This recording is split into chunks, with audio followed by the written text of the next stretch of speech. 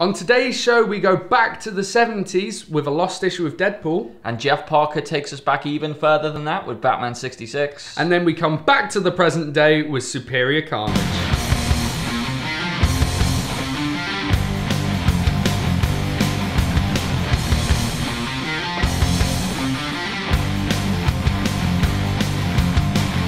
Okay, so the first book we're going to talk about today is Deadpool number 13. And it's the same creative team that's been with it since issue 1, which no, didn't Tony Moore start off?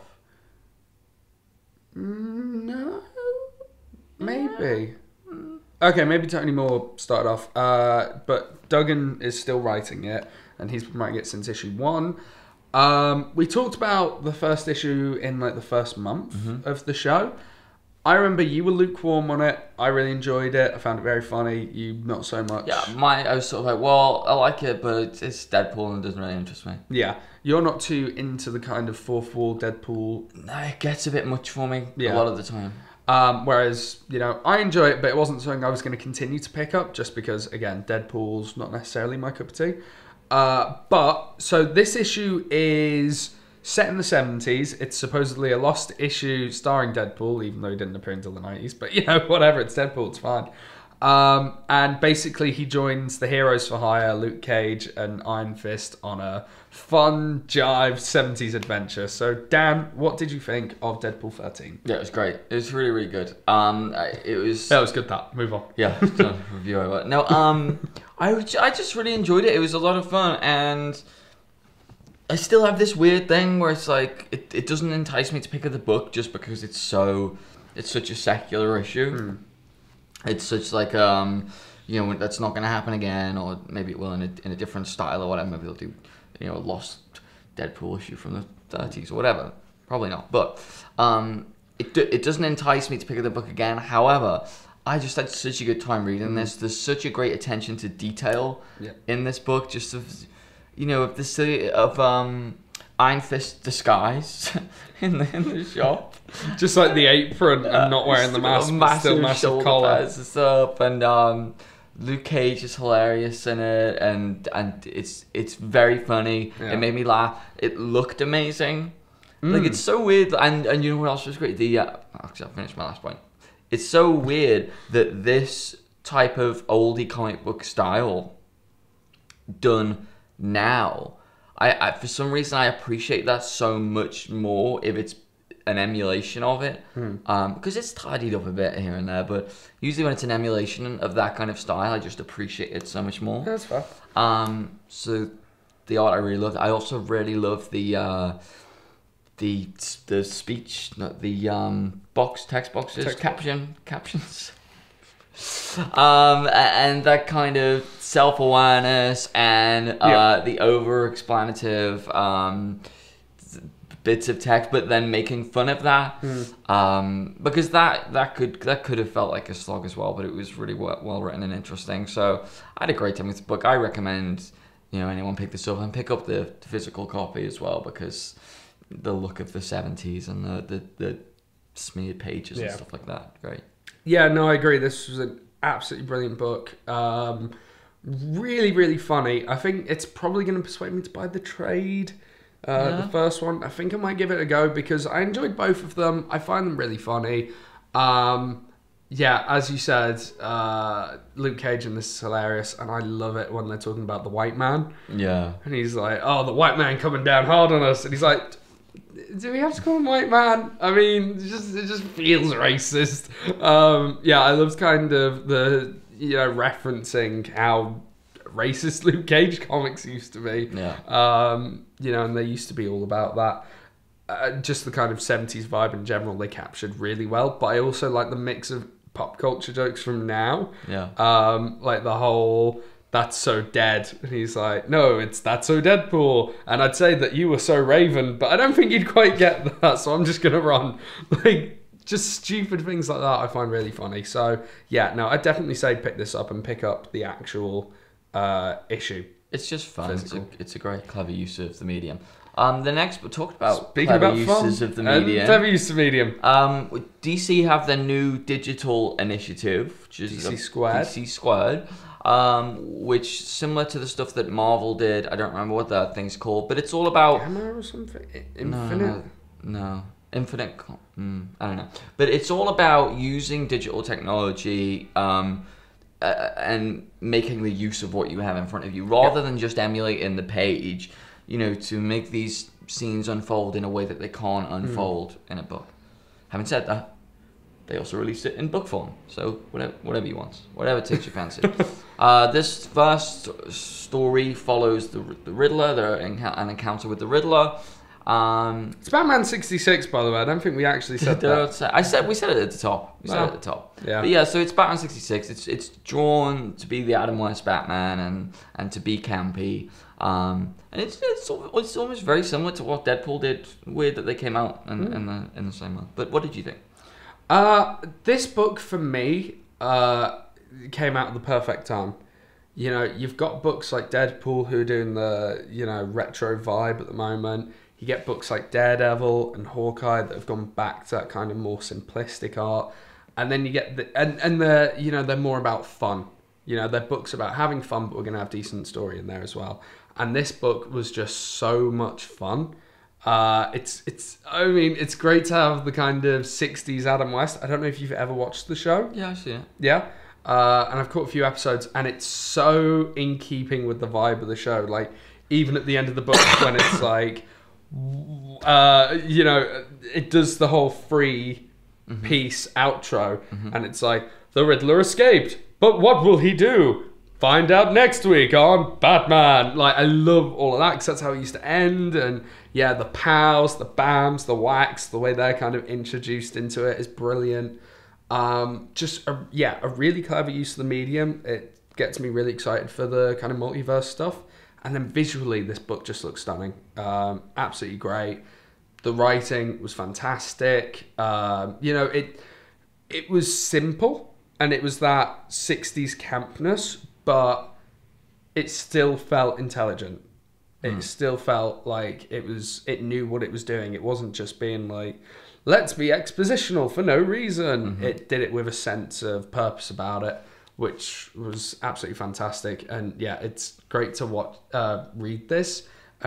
You know, in here, you've not got the Christian Bale or the Kevin Conroy Batman. You got Adam West in the back of your head, which is fantastic. So yeah, definitely download this. I mean, it was what, 69p, something like that. Yeah, I think something like that for the full issue. It would be 3 times that, because I think there were 3 of those digital issues in the book. Yeah. But still cheaper than buying it in a single. Very true. What did I think? I wasn't as hot on it as you were. No. Well, the thing is, like, you enjoy the Adam West thing in like an ironic way, and you can watch it and have fun with it. Yeah. I can't. Like, That's I a get shame. quite bored with it, and I'm just like, I don't really find it that funny, and the irony is sort of lost on me. So, this is such a close emulation of that material that you just put in. that I just felt very, very similar. Similar to the show. It didn't really make me laugh. The best part about it was the way it looks. Oh, it makes me laugh. The best part about it was the way this book looked, because it is really beautiful, and the way that it unfolds on the tablet of everything sort of moving around. It's nice. It's clever. It's a different way to read comics, and I liked the experience of that. You missed the second issue where Alfred is going to take Batman and Robin a couple of glasses of milk in the Batcave. So, you know, it's classic 60s Batman. You've only got the poles. So he's got the tray in one hand, and he just slides down at the other hand. He's just like, I could be a superhero. What? It's just, it's so funny. So funny. Yeah, I found Deadpool funnier. No, I would probably agree, but it's a different type of humour. Deadpool's going for the laughs, whereas I feel as though... No, this is going for the laughs. See, this is what is different between Batman 66 and the TV show, is the TV show, it's going for laughs, but it wants a pure laugh. Do you know what I mean? Like, it's telling jokes, and it wants you to laugh at those jokes rather than laugh at it. It wants you to laugh with it. No, it wants you to laugh at it. This one is very, very self-aware. Yeah. And it wants you to laugh at it. It's like, oh, isn't it fun how we're making fun of this thing? So there is a slightly different dynamic there. But But what did you think of the use of the DC squared? It's good. Yeah. It's good. I read only one of the Marvel ones, which I think is free. AV... No. No? Oh, yeah, two then. AVX. There's a Guardians of the Galaxy one that's free. Oh, that focuses on Drax. Yeah. Which is very, very good. It's very exciting where this stuff's going. But no, I would say that if you're like Dale and you can enjoy this stuff in an ironic way and you enjoy watching the TV show for laughs, then I think you're going to love this. Yeah. Okay, so the last book we're going to talk about is something that I don't think either of us really expected to talk about this week. It just kind of happened. And that is, at the moment, Marvel are going through their Superior Month, where everything's kind of focused around Superior Spider-Man. We talked about Superior Foes of Spider-Man, and today is Superior Carnage. How many more times can I say superior in a sentence? I don't know. And yeah, this just follows the start of the kind of rebirth of Carnage almost. He got beaten in the Scarlet Spider universe, and now he's being reintroduced again. These Superior books, are these ongoings or are they one-offs? This one is one of 5. Okay. But I think Superior Foes of Spider-Man is ongoing. Okay. So I think it's going to be a mix and match at the moment. So my question to you is, was Carnage a superior book? It wasn't bad.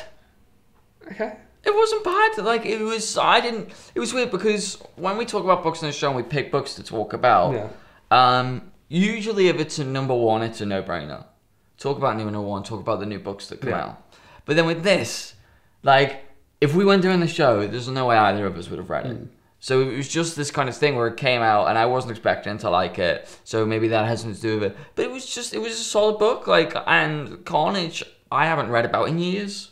Years. I haven't read him since the 90s. Yeah, so it was, it was quite cool to hear these people talking about him and really fearing him, and it felt like there's a real wealth of character there, but before we even got going, and I like the choice. It's really interesting choice, the perspective from which the book is told, at least for the first part. That immediately, you don't know anything about Carnage, it brings you right down to the same level as the character whose eyes we see this through. And it's interesting. It's okay. It wasn't bad at all. If you like Carnage, I'd say it's worth a read. I think if you like Carnage, you're going to be really happy with this book. I agree. It was really not bad. I was reading it and I was like, I was sitting there reading it and I was like, oh yeah, oh, all right. I just sort of zapped through it and I was like, this seems to be being written by someone who knows how to write a book, not just given to a random. And some actual thought has gone into it as well. Artwork was solid. I was surprised. I know. It was alright. It was honestly like you make so many judgments beforehand of books, and this was certainly one of them. And I was so pleasantly surprised because I love Carnage, like from the 90s comic books and the cartoon show. I always preferred him over Venom in the cartoon show. Don't know why, I just did. And I think they did. I didn't know a lot about him. For me, he was Red Venom. Well, he was always more of a killer than Venom. He was a serial killer, essentially. Who was that hench guy in the Venom? Venom. That's Venom. At the moment, yeah. Huh. So basically what happened is the government has like kind of weaponized Venom and they just attached him to this dude who's army guy. And yeah, he's now a soldier, kind of. So there you go. That's why he has his own ongoing title and he's part of the Thunderbolts. There you go. But yeah, no, so Carnage was always more of the crazy one and the, psycho. It's just psycho. And they captured that really well. It's drawn really well as well. Drawn really well. It's just alright. And I like the 2 villains we got to see at the end. Yes. That was really cool. Especially the last really. That was really cool. And when you think of someone who could actually tame Carnage, you think, oh yeah, that makes perfect sense actually. Hey, do you know what? I might pick up the trade. Hey, why not? Go crazy. So creates a superior Carnage. It's alright. Well done.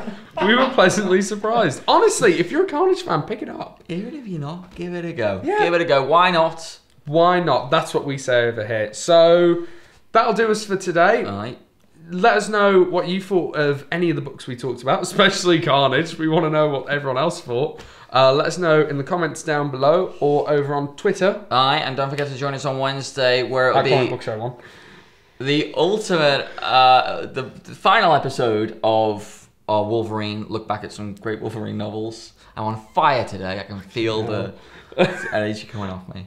And then on Friday, it was Comic-Con this past weekend, so we're going to talk about some of the things that grabbed our attention. We will see you then.